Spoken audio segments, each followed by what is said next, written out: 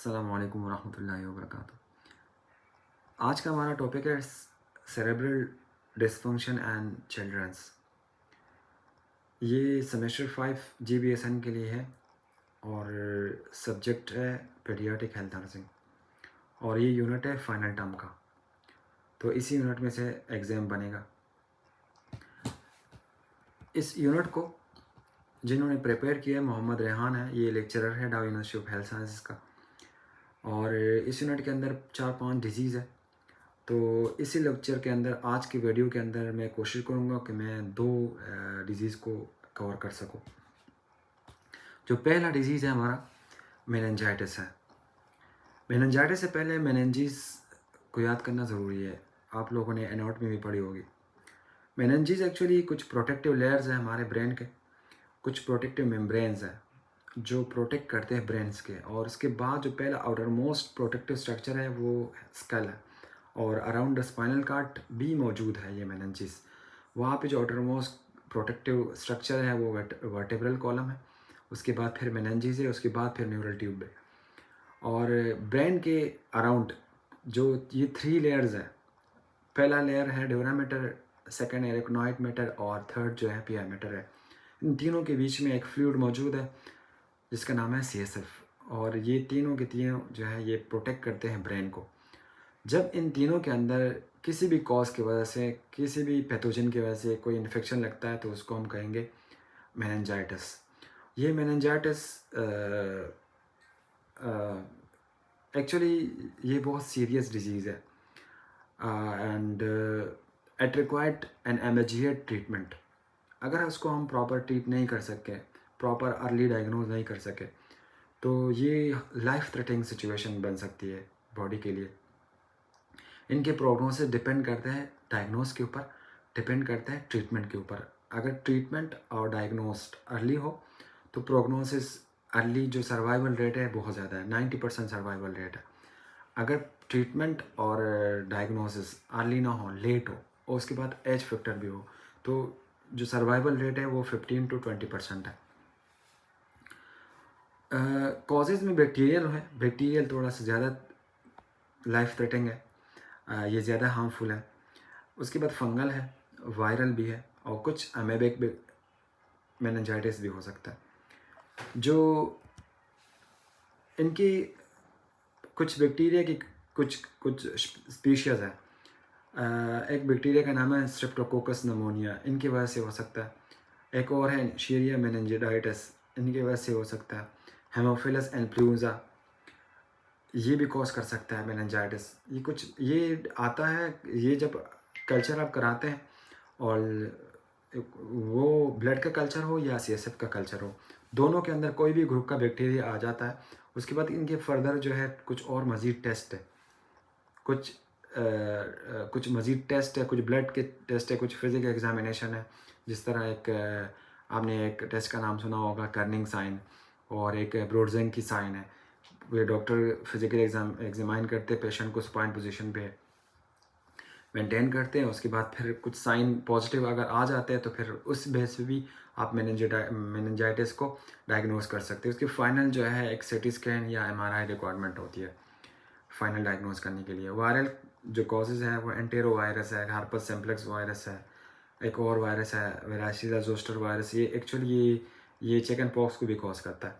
अगर इन तीनों को हम अर्ली डायग्नोज ना करें, अर्ली ट्रीटमेंट ना करें, तो ये मेनिंजाइटिस को लीड कर सकता है।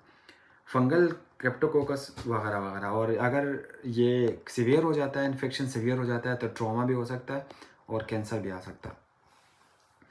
इनकी पैथोफिजियोलॉजी जो है वो कि डिज़ीज़ कैसे एंटर हो रही है, कैसे डिज़ीज़ आ रही है बॉडी के अंदर, वो डिज़ीज़ पैथोजन कैसे एंटर हो रही है और आपकी नॉर्मल फिजियोलॉजी कैसे चेंज हो रही है, जिसको हम कहेंगे pathophysiology. Pathogen enter the central nervous system causing inflammation of the meninges.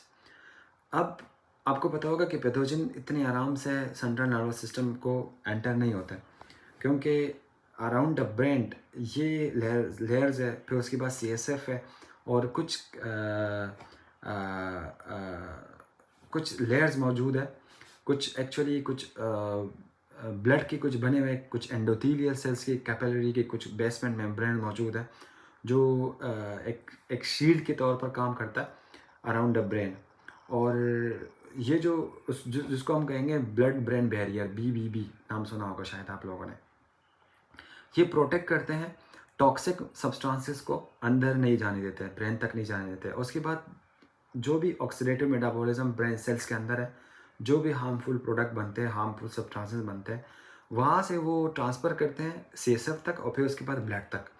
तो इस तरह ये इनकी रिस्पॉन्सिबिलिटी ये है, टॉक्सिक चीज़ों को अंदर नहीं जाने देते, भले वो बैक्टीरिया हो, वो वायरस हो या कुछ और पैथोजेंस हो। फिर ये इन्फेक्शन अंदर एंटर कैसे हो जाती है? इनके जो एक्सेस है CNS तक, कुछ पेनेट्रेशन करते हैं, जिस वैसे पेनेट्रेशन करते हैं उसको हम कहेंगे trans neural transport route. Trans neural transport route का मतलब ये है कि कुछ न्यूरॉन है जो एक दूसरे के साथ कनेक्टेड है बाई साइनेप्टिकली, एक दूसरे के साथ कनेक्टेड होते हैं। वहाँ पे ये इन्फेक्शन और ये बैक्टीरिया उस न्यूरॉन के थ्रू, उस रास्ते के थ्रू, उस रूट के थ्रू डायरेक्ट जो है इस लेयर्स तक आ जाती है और फिर उसके अंदर इन्फेक्शन को कॉज कर सकते हैं। लेकिन ये डिपेंड करता है कि आपकी इम्यूनिटी कितनी है, इम्यूनिटी के ऊपर डिपेंड करता है। अगर बहुत ज़्यादा लो इम्यूनिटी है तो फिर यहाँ तक इन्फेक्शन कॉज कर सकती है। और कुछ अगर बॉडी के अंदर जैसे पेरिफेरल सर्कुलेशन हो रही है, कुछ इन्फेक्टेड ल्यूकोसाइट्स है, WBC है, वो अगर सर्कुलेट हो रही है तो उनसे भी ये इन्फेक्शन कॉज हो सकता है। The immune response lead to swelling and increase intracranial pressure. उसके बाद ये इन्फेक्शन लगने के बाद वहाँ पे स्वेलिंग आती है और इंट्राक्रैनियल प्रेशर, जिसको हम कहेंगे ICP, जो इंट्राक्रैनियल प्रेशर है, जो एक्चुअली CSF का जो प्रेशर है एक नॉर्मल प्रेशर है। और CSF के बहुत सारे फंक्शन हैं। ये हेड के प्रेशर को रिड्यूस करता है, उसके बाद एक शॉक एब्जॉर्ब के थ्रू भी जो है ये काम करता है और मैकेनिकली सपोर्ट करता है ब्रेन का। उसके बाद नरिशमेंट मिलती है इनकी वजह से, CSF की वजह से ब्रेन तक नरिशमेंट मिलती है। जो भी मेटाबॉलिक वेस्ट चीज़ें बनती है वो CSF ही एब्जॉर्ब करते हैं ब्रेन से। और एक ऑटो रेगुलेशन है, एक इंट्राक्रैनियल प्रेशर का एक ऑटो रेगुलेशन के तौर पे भी काम करता है CSF। और ट्रांसपोर्ट कुछ ऐसे हार्मोन्स है, कुछ ऐसे प्रोटीन्स है जो ब्लड के अंदर मौजूद होते हैं हर वक्त, जो लीवर और इम्यून सिस्टम हमारा बनाता है।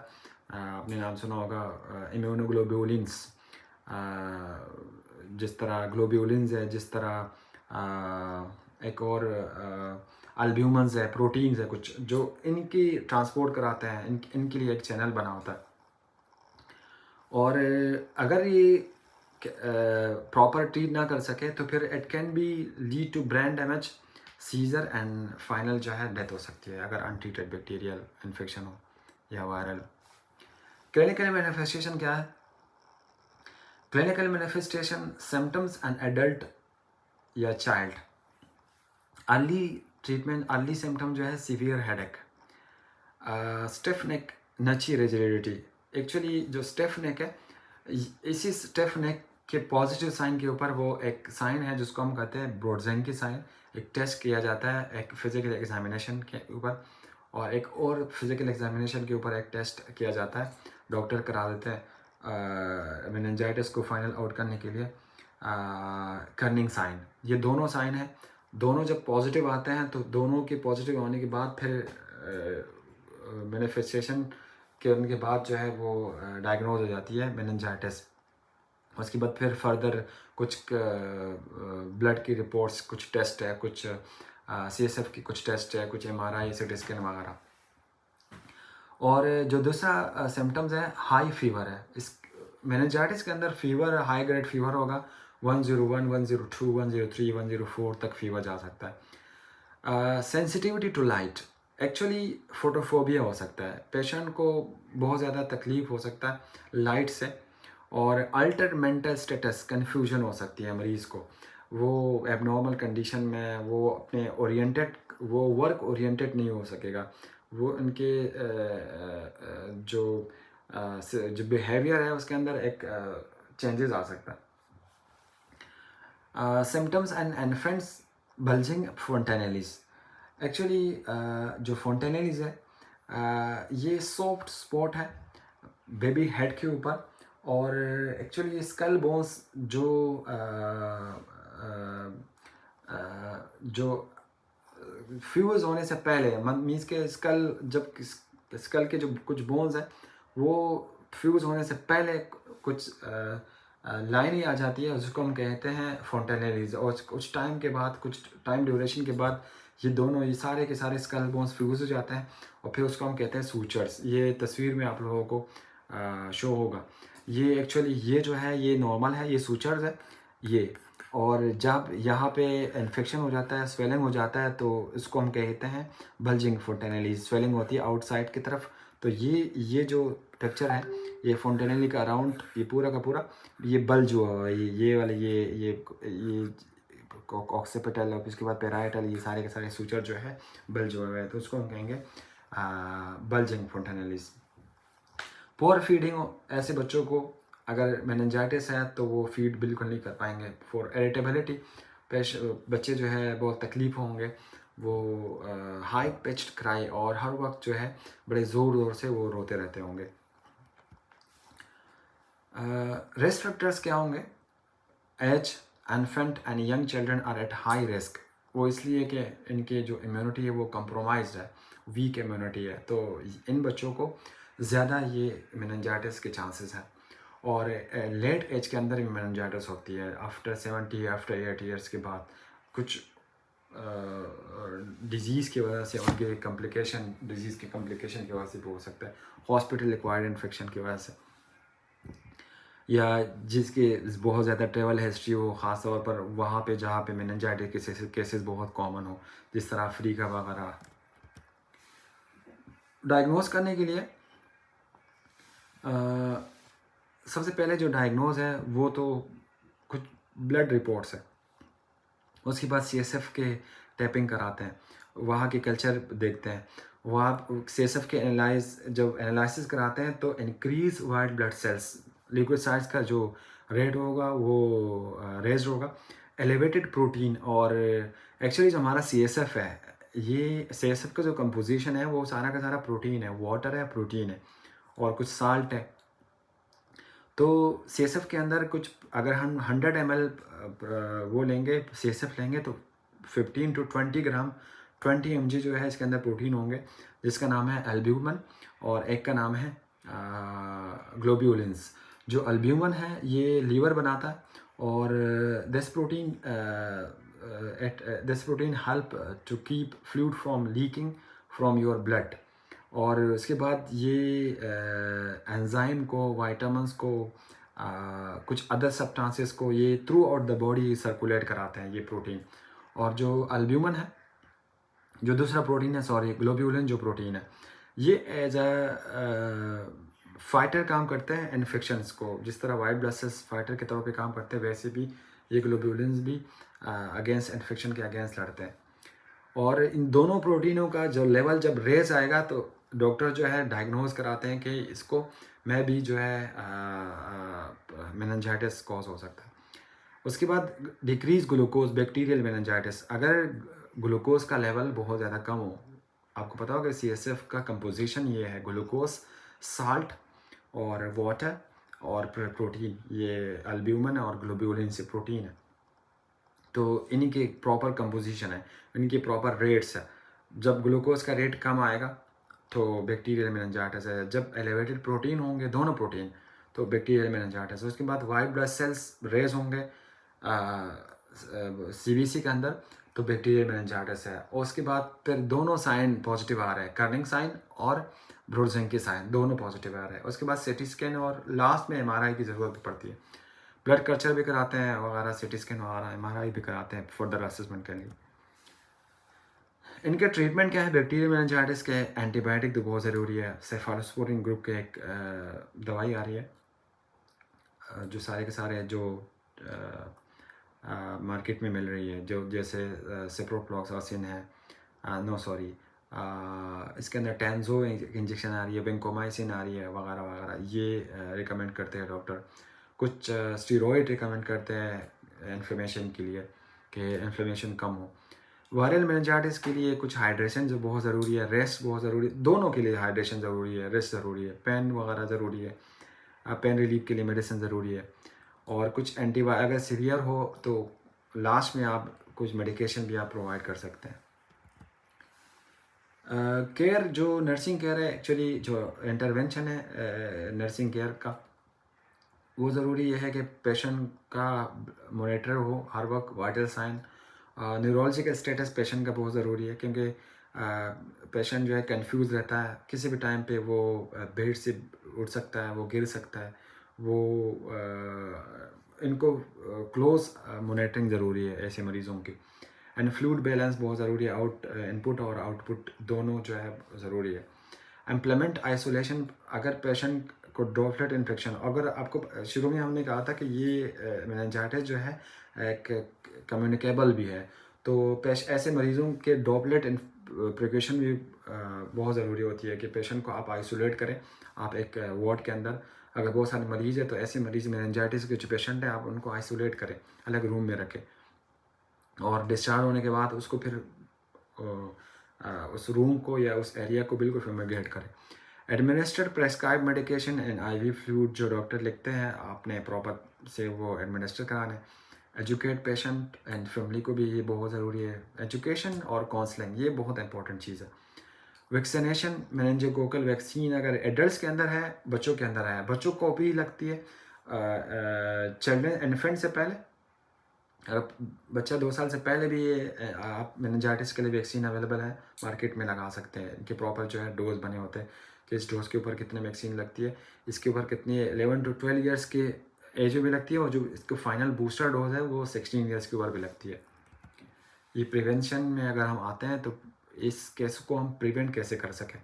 सबसे पहले ज़रूरी ये है कि अपना हाइजीनिक केयर, बच्चों का भी, अपना भी, और अपने फैमिलीज़ का भी हाइजीनिक केयर बहुत ज़रूरी है।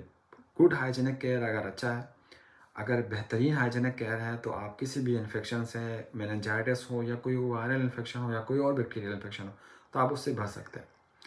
और उसके बाद कुछ वैक्सीन आप लगा सकते हैं अर्ली। वैक्सीन का मतलब ये है कि आप डिजीज़ आने के बाद वैक्सीन लगाना ज़रूरी नहीं है, डिजीज़ आने से पहले वैक्सीन लगाना ज़रूरी है। वैक्सीन एक्चुअली एक एंटीबॉडीज़ है। प्रोटेक्ट अगेंस्ट स्ट्रेप्टोकोकस नमोनिया जैसे निमोकोकल वैक्सीन हम लगाते हैं। वायरस के लिए हेब वैक्सीन आते हैं मार्केट में, इन्फ्लुएंजा के लिए वैक्सीन आते हैं। और हम कोशिश करेंगे कि हम क्लोज कॉन्टेक्ट से अवॉइड कर सकें ऐसे इन्फेक्टेड लोग जो ऑलरेडी हॉस्पिटल में हैं या एक गैदरिंग में जो इन्फेक्टेड लोग हैं उनसे हम प्रिकॉशन कर सकें। और हाइजीनिक केयर है इसके अंदर। जो मेन एक और चीज़ है वो आपका इनटेक है, आप क्या खा रहे हैं, आपका खुराक क्या है। जो खाना है, एक्चुअली जो आपका खाना है वो कुछ प्रोटीन मौजूद है उसके अंदर, या कुछ ऐसी चीज़ें मौजूद है जो आपकी सेहत के लिए अच्छे हैं। जो ऐसी चीज़ें खाना चाहिए जिससे इम्यूनिटी स्ट्रॉन्ग हो जाती है, जिससे इम्यूनिटी और बूस्ट हो जाती है, तो वो खाना भी बहुत इंपॉर्टेंट है इसके अंदर। कॉम्प्लिकेशन, अगर इसको हम अर्ली नहीं कर सकते, डायग्नोज नहीं कर सकते, अर्ली ट्रीटमेंट नहीं कर सकते, तो ये बहुत सारी चीज़ें करा सकते हैं। सीजर्स करा सकते हैं, पैरालिसिस हो सकते हैं पेशेंट, और ब्रेन हियरिंग लॉस हो सकती है, ब्रेन डैमेज हो सकती है जो सेरेब्रल हेमाटोमा हम कह सकते हैं उसको। हाइड्रोसेफेलस कॉज कर सकता है, इन्फेक्शन को हो सकता है, और आखिर में पेशेंट मर सकता है अगर हम इसको अर्ली डायग्नोज ना कर सके तो। दूसरा जो डिजीज़ है हाइड्रोसेफेलस। हाइड्रोसेफेलस, हाइड्रो का मतलब है वाटर, सेफेलस का मतलब है ब्रेन। तो ब्रेन के जब डीप हम जाएंगे तो कुछ ऐसे कैविटीज़ मौजूद है जिसको हम कहेंगे वेंट्रिकल्स, और वो होलो कैविटीज़ है। वो होलो कैविटीज़, वो ventricles, total 4 types of ventricles है, जो फर्स्ट, सेकंड और लेटरल और थर्ड एंड फोर्थ वेंट्रिकल्स मौजूद है। आप एनाटॉमी प्रॉपर पढ़ें तो आपको समझ में आ जाएगी कि वेंट्रिकल्स क्या है एक्चुअली। वहाँ पे ओवर प्रोडक्शन ऑफ CSF हो जाता है, और जब ये CSF ओवर प्रोडक्शन हो जाता है, या तो इनकी प्रोडक्शन बढ़ जाता है या इनकी प्रोडक्शन बिल्कुल स्टॉप हो जाती है, तो उसको हम कहेंगे hydrocephalus. Hydrocephalus is a condition characterized by an abnormal accumulation of cerebrospinal fluid, वो meninges के अंदर भी CSF मौजूद है। एक नॉर्मल एडल्ट के अंदर एवरी डे पर डे का अगर हम काउंट करें तो 500 ml CSF बनती है, 500 ml। और अगर हम किसी भी टाइम CSF को मॉनिटर करें, CSF को मेजर करें, तो 125 ml से लेके 150 ml तक CSF मौजूद होता है किसी भी बॉडी नॉर्मल एडल्ट के अंदर, हर वक्त मौजूद होता है। और जो अगर फॉर एग्जांपल 150 ml CSF है, जो वेंट्रिकल्स के अंदर जो CSF मौजूद होगा वो तकरीबन 125 ml होगा, और बाकी जो स्पाइनल कार्ड के अंदर और बाकी मेनिंजेस के अंदर वहाँ पे मौजूद होंगे। टाइप्स की क्या है इनके हाइड्रोसेफेलस के types? Communicating hydrocephalus, CSF is able to flow between ventricles but its absorption as impaired। और ये जो वेंट्रिकल्स है, जो होलो ऑर्गन है, जहाँ पे होलो ऑर्गन है आपको पता होगा वहाँ पे एपिथेलियल लाइनिंग के कुछ सेल्स मौजूद होते हैं, और एपिथेलियल सेल्स का काम ये है कि एब्जॉर्प्शन और सिक्रीशन, एब्जॉर्ब भी करते हैं। एपिथेलियल सेल के अंदर ये खासियत मौजूद होती है कि ये फ्लूइड को एब्जॉर्ब करता है और सीक्रेट करते हैं। जैसे हमारे इंटेस्टाइनल लाइनिंग है, अब हम खाना खाते हैं तो पानी पीते हैं, जो भी हम डाइजेस्ट होके मेटाबॉलाइड होके खाना एब्जॉर्ब होता है, तो वो CSF, वो जो एपिथेलियल लाइनिंग अराउंड इंटेस्टाइन, उन चीज़ों को एब्जॉर्ब करते हैं, और सिर्फ एब्जॉर्प्शन का काम नहीं करते हैं। इंटेस्टाइन के अंदर कुछ और म्यूकस आपको मौजूद होगा, जो वो जो म्यूकस है वो सिक्रेट करते हैं ये एपिथेलियल सेल्स। वैसे ही ये जो एपिथेलियल सेल्स है इस वेंट्रिकल्स के अंदर, एपिथेलियल सेल जहाँ पे होलो ऑर्गन, जहाँ पे होलो कैविटीज़ मौजूद होंगे, वहाँ के इंटरनल साइड पे आपको एपिथेलियल लाइनिंग के कुछ सेल्स मिलेंगे। तो ये एपिथेलियल सेल्स CSF को प्रोड्यूस करता है, और इस CSF को एब्जॉर्ब भी करता है। तो प्रोड्यूस भी एपिथेलियल सेल्स है और एब्जॉर्ब भी एपिथेलियल सेल्स है। जो प्रोड्यूस करता है कुछ सेल्स हैं जो एक्चुअली कुछ कोराइट फ्लेक्सेस के अंदर कुछ सेल्स है, उसको हम कहेंगे एपेंडाइमल सेल्स। वो एपेंडाइमल सेल्स ये CSF को प्रोड्यूस करता है। और नॉर्मल जो है पर डे के अंदर अगर टोटल प्रोडक्शन हम इसको काउंट करें तो तकरीबन 500 ml CSF जो है प्रोड्यूस होती है, और उसके बाद फिर जैसे जैसे प्रोड्यूस हो रही है वैसे वैसे एब्जॉर्ब भी हो रही है, और फिर उस एब्जॉर्प्शन के बाद वो ब्लड में आ जाती है, और फिर ब्लड से वो बॉडी के बाकी हिस्सों में बॉडी से एक्सीड हो जाती है, यूरिन की शक्ल में या स्वेटिंग की शक्ल में, इस तरह। जो नॉन कम्युनिकेटिंग हाइड्रोसेफेलस है, CSF flow as blocked, CSF बिल्कुल नहीं प्रोड्यूस हो रही। जो कम्युनिकेटिंग हाइड्रोसेफेलस है, CSF बाकायदा जो है ट्रेवल कर रही है उस मेनिंजेस के अंदर, उस वेंट्रिकल्स के अंदर, उस कैविटीज़ के अंदर। और ये जो कैविटीज़ है ये डीप ब्रेन के अंदर अगर आप जाएंगे तो आपको वहाँ से मिलेगा ये मेनिंजेस की कुछ कैविटीज़। ये आपको तस्वीर नज़र आ रहा होगा। ये जो हमारी हैं ये एक्चुअली ये वेंट्रिकल्स है, ये फोर्थ वेंट्रिकल्स है, यहाँ पे लेटरल वेंट्रिकल्स है, थर्ड वेंट्रिकल्स है, लेटरल वेंट्रिकल्स है, और फिर फोर्थ वेंट्रिकल इस तरफ आ रहा है। ये CSF फ्लूइड यहाँ से मौजूद है पूरी की पूरी वेंट्रिकल्स के अंदर, ये पूरी की पूरी इस कैविटीज़ के अंदर ये CSF फ्लूइड बाकायदा ट्रेवल करता है, यहाँ से ट्रेवल आता है, फिर उसके बाद ये, और ये एक इसका काम तो एक तो ये है कि ये हेड के प्रेशर को रिड्यूस करता है, उसके बाद बाकायदा नरिशमेंट मिलती है CSF फ्लूइड से ब्रेन को, और ये जगह ब्लॉक हो जाती है। जब ये जगह ब्लॉक हो जाती है ये, तो एपिथेलियल लाइन तो हर जगह है, जहाँ जहाँ एपिथेलियल सेल मौजूद है वो CSF को प्रोड्यूस करेगा। तो इनकी जब एक ही जगह ब्लॉक हो, फॉर एग्जांपल ये जगह ब्लॉक हो, ये तो ये CSF फ्लूइड प्रोड्यूस होगा, और फिर ये जैसे प्रोड्यूस होगा तो इंट्राक्रैनियल प्रेशर बढ़ेगा। जब इंट्राक्रैनियल प्रेशर बढ़ेगा तो सीवियर हेडेक होगा और बहुत सारे सिम्टम्स जो है आ सकते हैं। ये आपको तस्वीर में आ रहा होगा, ये नो हाइड्रोसेफेलस है, ये बिल्कुल नॉर्मल वेंट्रिकल्स है। ये पूरा का पूरा ब्रेन है, और इसके ब्रेन के अंदर ये डीप ब्रेन के अंदर हम जाएंगे तो ये वेंट्रिकल्स आपको नज़र आएगा। वेंट्रिकल मीन्स कि होलो ऑर्गन है, अंदर ब्रेन नहीं है, सिर्फ CSF मौजूद है।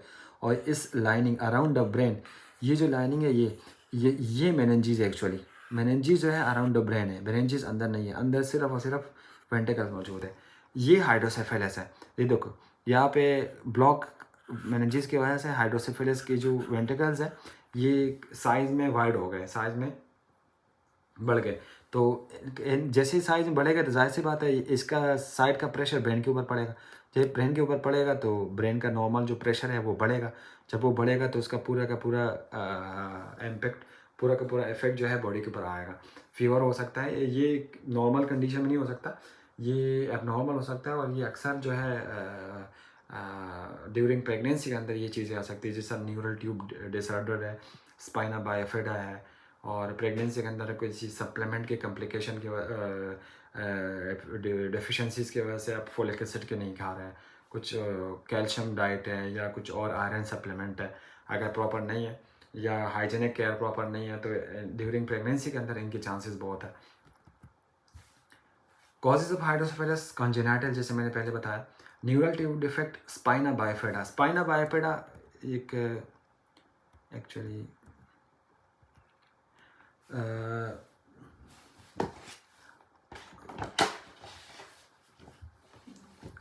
स्पाइना बाइफिडा क्या है? आप लोगों ने कुछ ऐसे बच्चे देखे होंगे वार्ड्स के अंदर जो स्पाइनल कार्ड के लाइनिंग पूरा स्पाइनल कार्ड अगर हम एनाटॉमी जब हम स्टडी करते हैं तो ड्यूरिंग प्रेगनेंसी के अंदर ये जो स्पाइनल कार्ड है ये प्रॉपर फॉर्म में नहीं आता, या जब प्रॉपर फॉर्म में नहीं आता और एंड पे वो प्रॉपर क्लोज नहीं होता। जब प्रॉपर क्लोज नहीं होता तो उसको हम कहेंगे स्पाइना बाइफिडा। और ये जो अराउंड स्पाइनल कार्ड जो न्यूरल ट्यूब के अराउंड जो वर्टेब्रल्स है वो मैच्योर नहीं होते हैं, वो एक्चुअली हार्ड फॉर्म में नहीं आता है। तो वो जब वो वेंट्रिकल्स वो जो वर्टेब्रल कॉलम है, ये इसी वर्टेब्रल कॉलम की वजह से वो स्पाइनल कॉर्ड के प्रॉपर क्लोजनेस की वजह से और प्रॉपर जो है जहाँ पे न्यूरल ट्यूब जहाँ पे क्लोज हो रही है तो वो क्लोजनेस भी प्रॉपर नहीं है और प्रॉपर फॉर्म में भी नहीं आ रहा है, या तो छोटा है या बड़ा है या कुछ कब हुआ है। तो जहाँ वहाँ पे फिर एक एक्स्ट्रा ग्रोथ पड़ जाती है और फिर बाहर की तरफ कमर की तरफ बाहर आ जाता है। आप लोगों ने तस्वीर में जब आप गूगल करेंगे ना तो स्पाइना बाइफिडा का पूरा एक कंजेनाइटल डिफेक्ट है और ये न्यूरल ट्यूब डिफेक्ट है। और ये इनके कॉजेज़ तो अभी तक कोई अननोन कॉजेज़ है, लेकिन ड्यूरिंग प्रेगनेंसी के अंदर मेरे ख्याल में ये फोलिक एसिड की डिफिशेंसी की वजह से जो रिसर्च बेस के ऊपर है वो फोलिक एसिड की डिफिशेंसीज की वजह से ये कॉज हो सकती है, या कुछ और सप्लीमेंट की वजह से कॉज हो सकती है। एक्वेडक्टल स्टेनोसिस, एक्वेडक्टल स्टेनोसिस ये है कि जब मेनिंजेस बीच में जब आपके जो वेंट्रिकल्स हैं इसके बीच में कुछ या तो ये जो अंदर वाले ट्यूब्स है ये बहुत नैरो पड़ जाते हैं या बिल्कुल ब्लॉक हो जाते हैं, तो वहाँ पे ये हाइड्रोसेफेलस, ये भी न्यूरल ट्यूब, ये भी कंजेनाइटल डिफेक्ट हो सकता है कि भाई ऑलरेडी से वो जो वेंट्रिकल्स है वो ऑलरेडी ब्लॉक है, ऑलरेडी से वो CSF प्रॉपर जो है ट्रेवल नहीं कर रही, इजीली ट्रेवल नहीं कर रही, तो वो ब्लॉक है। तो स्टेनोसिस की वजह से ये हो सकता है। और ये जो स्पाइना बाइफिडा है एट बर्थ ये पता नहीं चलता, जैसे जैसे ग्रोथ होती है तो स्पाइना बाइफिडा फॉर्म में आ जाता है। और ये इनके screening test before pregnancy screening test भी हो जाती है इसकी। इन्फेक्शन ड्यूरिंग प्रेगनेंसी, रोबेला, ये भी ड्यूरिंग प्रेगनेंसी के अंदर अगर कोई इन्फेक्शन होता है जैसे रोबेला वायरस है तो ये हाइड्रोसेफेलस कॉज कर सकता है। कुछ और कॉजेज़ हो सकते हैं जिस तरह इंट्रावेंट्रिकल हेमोरेज, गिर गया अचानक या बच्चा गिर गया तो हाइड्रोसेफेलस कॉज हुआ, या मेनिंजाइटिस इन्फेक्शन है, पहले से मैंने कहा था कि कम्प्लीमेशन अगर ऑलरेडी ट्रीटमेंट नहीं है मेनिंजाइटिस का तो वो हाइड्रोसेफेलस करा सकता है। ट्यूमर्स की वजह से हो सकता है, या कुछ और ट्रोमेटिक ब्रेन इंजरी उसकी वजह से ये हाइड्रोसेफेलस कॉज हो सकता है।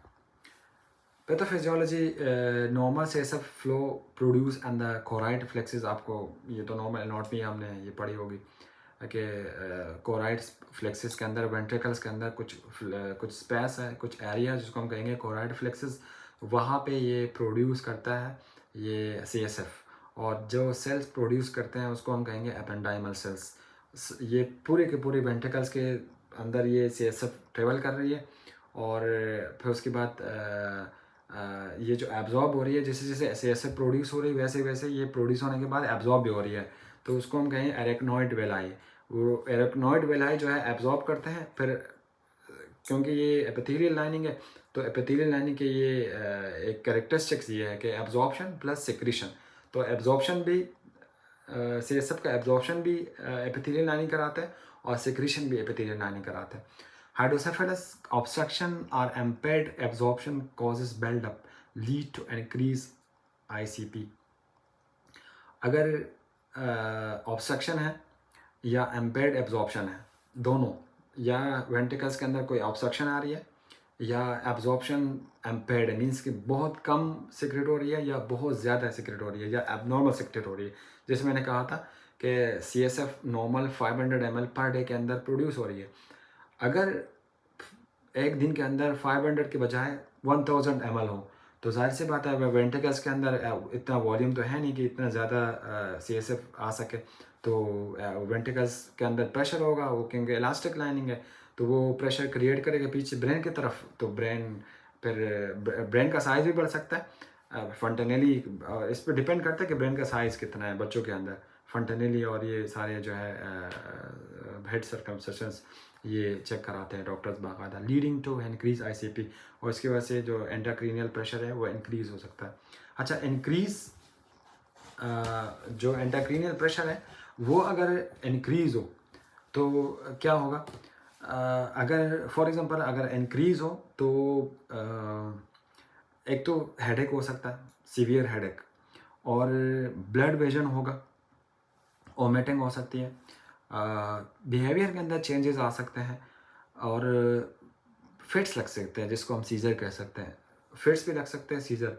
ये ड्यूरिंग ICP का जो इंक्रीज ICP हो, जब लो भी हो सकता है। मैंने बताया था ना कि इम्पेयर्ड एब्जॉर्प्शन है, तो कभी ये नहीं है कि सिर्फ और सिर्फ CSF ज़्यादा प्रोड्यूस हो रही है, कम भी प्रोड्यूस हो सकती है। अगर एब्जॉर्प्शन लो है तो ICP का प्रेशर लो होगा, जब ICP का प्रेशर लो होगा तो क्या उसका इम्पेक्ट बॉडी के ऊपर क्या पड़ेगा, तो पोजिशनल हेडेक होगा। पोजिशनल हेडेक का मतलब ये है कि आप जब बैठते हैं तो ड्यूरिंग स्लीपिंग के दौरान जब आप लेटते हैं तो सर का दर्द ख़त्म, जब आप खड़े हो जाते हैं तो सर का दर्द अचानक शुरू होगा, जब आप एक साइड हो जाते हैं तो सर का दर्द स्टार्ट होगा, जिस तरह पोजिशनल हेडेक होगा। उसके बाद ऐसे पेशेंट जो है बहुत ज़्यादा सेंसिटिव होंगे लाइट से, फोटोफोबिया जैसे हमने वेंट्रिकल्स वो जो हमने पढ़ा था मेनिंजाइटिस के अंदर, ऐसे पेशेंट का ना फोटोफोबिया होंगे, मतलब ये लाइट से बहुत ज़्यादा सेंसिटिव होंगे वो मरीज़। और नेक पेन हो सकता है, स्टिफनेस, ये जो आपके नेक मसल्स है, ये जो स्टर्नोक्लॉइड मेस्टॉइड मसल और ये ट्रेपेजियस टाइप मसल्स है, ये बिल्कुल जो है सख्त हो जाते हैं, स्टिफ हो जाते हैं, फिर आप हेड को एक तरफ या अपवर्ड या बैकवर्ड या रोटेट आप नहीं कर सकते, स्टिफ हो जाते हैं मसल। उसके बाद कंसंट्रेट, आपका जो कंसंट्रेशन है किसी भी चीज़ के ऊपर, आप लिखते हैं आपका कंसंट्रेशन नहीं होगा, मतलब डिफ़िकल्टी इन कंसंट्रेटिंग होगा, कि कोई भी चीज़ आप प्रॉपर जो है आप जब आप उसको कंसंट्रेट करते हैं तो आपको प्रॉपर उस चीज़ को प्रॉपर कंसंट्रेट नहीं कर पाएंगे। ये तब हो सकता है जब ICP का प्रेशर लो हो, मीन्स के CSF का जो प्रोडक्शन है बहुत ज़्यादा कम हो रही है, तो जो कम प्रोडक्शन की वजह से ICP का प्रेशर जो है वो लो होगा। और आप ICP का जो नॉर्मल प्रेशर है वो 2 से लेके 5 मिलीमीटर मरकरी नॉर्मल एडल्ट के अंदर। और ये एब्जॉर्प्शन कैसे आती है, इनका प्रेशर कैसे निकालते हैं, ये डिपेंड करता है कि पेशेंट का एज क्या है, और पेशेंट का BMI क्या है, और पेशेंट के जो डायस्टोलिक ब्लड प्रेशर है वो क्या है। तीनों को कैलकुलेट कर, तीनों के साथ जिस तरह BMI निकालते हैं ना, हाइट और वेट, वैसे ही ICP भी निकाल सकते हैं। पेशेंट की BMI के ऊपर BMI क्या आ रही है, पेशेंट के डायस्टोलिक प्रेशर क्या है, जैसे ब्लड प्रेशर 120/80 है, डायस्टोलिक 80 है और सिस्टोलिक 120 है, तो 80 को, और उसके बाद एज फैक्टर की वजह से भी 20 ईयर्स है तो 20 को मल्टीप्लाई करो, तो इन तीनों के कैलकुलेशन से जो है आप नॉर्मल आईसीपी को निकाल सकते हैं। इनकी कुछ कॉन्स्टेंट कुछ टर्म्स है, आप उसी की वजह से आप निकाल सकते हैं। Clinical manifestation and friends, sign and symptoms क्या है? एन लार्ज हेड सर्कमफेरेंस, जहाँ सी बात है, जब सीएसएफ बढ़ेगा तो वेंटिकल्स के ऊपर आएगा, वेंटिकल का प्रेशर जो है इंक्रीज अराउंड ब्रेन आएगा, और फिर जो जो मेनेंजीज है उसके ऊपर प्रेशर होगा तो साइज हेड का साइज इंक्रीज होगा। बल्जिंग फंटेनली जो है बल्ज होंगे वो स्वेलिंग की वजह से। एक और चीज़ है बल्जिंग फंटेनली की वजह से ना, उसको हम कहेंगे सनसेट आइस, मीन्स के जो आइस ये जो प्यूपल्स है ये नीचे की तरफ चले जाते हैं, नीचे नज़र आ रहा होगा आप लोगों को। बल्ज इसको हम कहेंगे डाउनवर्ड गैस। डाउनवर्ड गैस का मतलब ये है कि जो आप जो प्यूपल्स का साइज है, जो ब्लैक साइड्स है, ब्लैक एरिया है आइस का, वो नीचे की तरफ चला जाता है, तो उसको हम कहेंगे डाउनवर्ड गैस सॉरी। सनसेट आई भी कर सकते हैं। पुअर फीडिंग पेशेंट, ऐसे बच्चे जो है बिल्कुल फीड नहीं कर पाते, इरिटेबिलिटी और सीजर फिट्स आ सकते हैं, क्योंकि हाई ग्रेड फीवर भी होता है ऐसी सिचुएशन में। हेडेक होगा, नोज़िया वोमिटिंग हो सकती है, ब्लड और डबल विजन है, ये तो बहुत कॉमन है। और बैलेंस एंड कोऑर्डिनेशन प्रॉब्लम, मैंने बताया शुरू में बताया था कि कंसंट्रेट किसी भी चीज़ के ऊपर आप कंसंट्रेट करेंगे तो आप नहीं कर पाते हैं, या तो आपका कोऑर्डिनेशन नहीं है या आपके बॉडी की बैलेंस प्रॉपर नहीं है। कॉग्निटिव एम्पायरमेंट, मेमोरी इशू, डिमेंशिया, और ये लूज मेमोरी और बहुत सारी चीज़ें करा सकते हैं मेमोरी, अगर हाइड्रोसेफेलस है। यूरिनरी इनकंटिनेंस, ये बहुत इंपॉर्टेंट है, क्योंकि जो ये जो जितनी भी न्यूरल ट्यूब डिफेक्ट है ना, इनका जो क्योंकि आपका न्यूरल ट्यूब जो है वो डिस्टर्ब हो रहा है, वो एम्पेयर्ड हो रही है लोअर, स्पेशली लोअर रीजन में, लोअर लेग्स की तरफ, वहाँ पे सप्लाई प्रॉपर नहीं हो रही, वहाँ पे सप्लाई जो है डिस्टर्ब हो रही है, जो न्यूरॉन की सप्लाई है, जो ब्रेन की सप्लाई है, जो मोटर सप्लाई है, इसके मोटर भी और सेंसरी भी, तो वहाँ की जो स्किन की जो सेंसिटिविटी है वो बहुत कम हो जाती है। आपको कोल्ड महसूस नहीं होगा, आपको ऐसे हॉट ऑब्जेक्ट अगर आपकी स्किन के ऊपर कोई रखता है तो आपको फील नहीं होगा।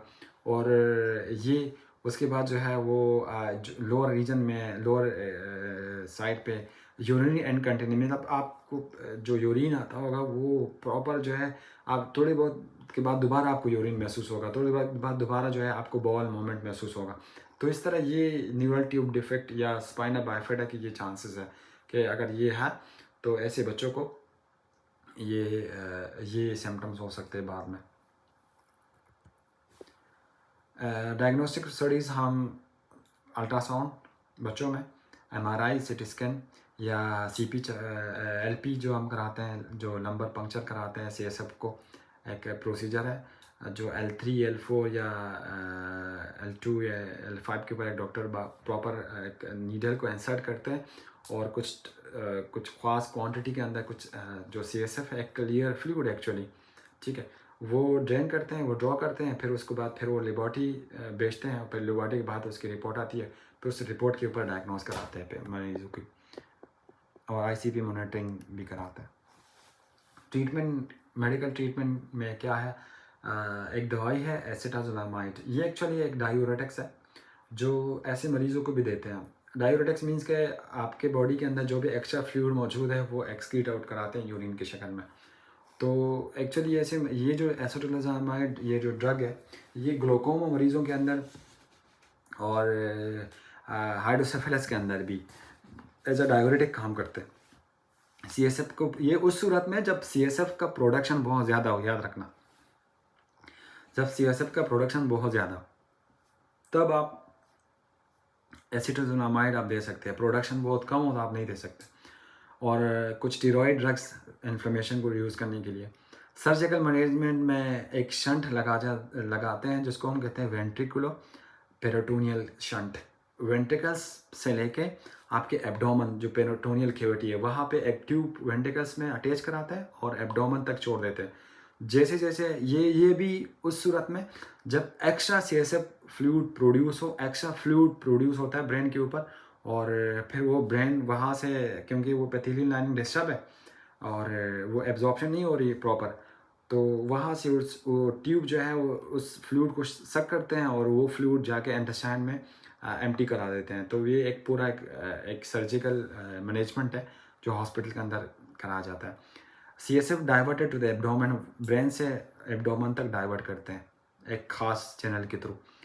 एक और प्रोसीजर है जिसको हम कहेंगे एंडोस्कोपिक थर्ड वेंट्रिकुलोस्टोमी। ये एक्चुअली एक डायरेक्ट जो है एक एंडोस्कोपी के तौर पर, जैसे हम एंडोस्कोपी करते हैं ना, डायरेक्ट एक लाइन को इंसर्ट करते हैं, वहाँ से जा एक एक्स्ट्रा फ्लूइड हो वहाँ से जो है बाईपास कराते हैं बाहर की तरफ। ये नज़र आ रहा होगा आप लोगों ने, ये वेंट्रिकुलो पेरिटोनियल शंट है।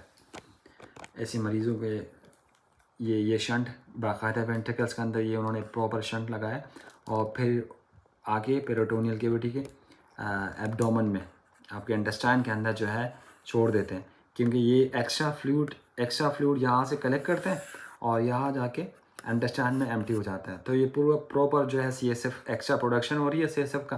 तो CSF क्योंकि जब एक्स्ट्रा प्रोडक्शन होगा हाइड्रोसेफेलस होगा, आप साथ में स्टेरॉइड भी दे रहे हैं, साथ में एंटीबायोटिक भी चल रही है, तो और साथ में ये फ्लूइड भी आ रही है, और इसके बाकायदा जो है मॉनिटरिंग चेक किया जाता है। एक मैनेजमेंट होती है, आप इसको चेक करते हैं बाकायदा हर वीकली या हर 2 डेज़ के बाद, क्योंकि इनके ब्लॉकेज के चांसेस भी ज़्यादा है। अगर ये ब्लॉक होगा तो ये CSF फ्लूइड बैक फ्लो होगा, दोबारा यहाँ पे प्रोडक्शन बढ़ सकती है।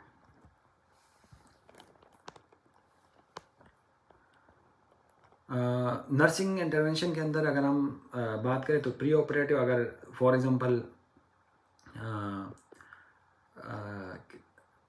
अगर सर्जरी वाले पेशेंट है, सर्जरी से पहले तो पेशेंट के हेड सर्कमफेरेंस को मॉनिटर करना बहुत ज़रूरी है और नोट करना बहुत ज़रूरी है। लिखना, एक फाइल जो है रिकॉर्ड कराना बहुत ज़रूरी है। असेस फंटेनली साइज सूचर सब असेस कराना है कि कौन सा फंटेनली, कौन सा साइज, कौन सा सूचर जो है हैंड फ्लेम्ड है, ठीक। Position elevated head of bed, elevated head of bed, जब आप बेड के ऊपर है, जब कोई भी पेशेंट बेड के ऊपर है तो जो हेड साइज़ है वो थोड़ा सा एलिवेट रखना है, थोड़ा सा ऊपर रखना है बॉडी की साइज़ से। Monitor of sine of increase ICP, जब ऐसे सिचुएशन हो जो ICP का प्रेशर बढ़ रहा है तो आपने वो साइन को मॉनिटर करना है। फॉर एग्जांपल ब्लड प्रेशर बढ़ रहा है या बहुत सीवियर हेडेक हो रही है, पेशेंट की जो है बिहेवियर में चेंजेस आ रही है या कुछ और साइन हो सकते हैं, तो वो आपने रिकॉर्ड कराने। पोस्ट ऑपरेटिव के बाद जो है आपने शंट की पेटेंसी को, शंट के मेंटेनेंस को मेंटेन रखना है। Position on non operative side, जिस तरफ ऑपरेशन है उस तरफ मरीज़ को बिल्कुल जो है उस पोजीशन पे नहीं रखना है, नॉन ऑपरेटिव साइड पे रखना है मरीज़ को। Monitor for infection and shunt mall function, ये ज़रूरी है कि भाई शंट जहाँ पे शंट है क्योंकि ओपन एरिया में तो वहाँ पे एसेप्टिक टेक्निक या प्रॉपर जो है ड्रेसिंग और वह ये ज़रूरी बहुत होता है, क्योंकि अंदर भी इन्फेक्शन हो सकता है शंट के अंदर भी, और पेशेंट का एजुकेशन भी बहुत ज़रूरी है कि भाई पेशेंट ख़ुद भी ख्याल रख सके। अगर चाइल्ड है तो फैमिली को बताना है। कॉम्प्लिकेशन क्या है, अगर शंट प्रॉपर काम नहीं कर रहा है, शंट के अंदर कोई इन्फेक्शन लग गया, कोई डिजीज़, कोई ब्लॉक हो गया, तो फिर ये दोबारा जो है रिटर्न हो सकता है हाइड्रोसेफेलस, दोबारा वही सेम साइन एंड सिम्टम्स आ सकते हैं। और अगर इन्फेक्शन लग गया तो फीवर, रेडनेस और वगैरह वगैरह, मेनिंजाइटिस और बहुत सारे सिम्टम्स जो है क्रिएट हो सकते हैं अगर दोबारा शंट इन्फेक्ट हुआ तो। आज का ये टॉपिक था, तो इंशाल्लाह अगली वीडियो में मैं जो बाकी इनकी जो बाकी डिजीज़ है, 2-3 डिजीज़ और है इस यूनिट के अंदर, वो मैं अपलोड करूँगा इंशाल्लाह। जज़ाकल्लाह।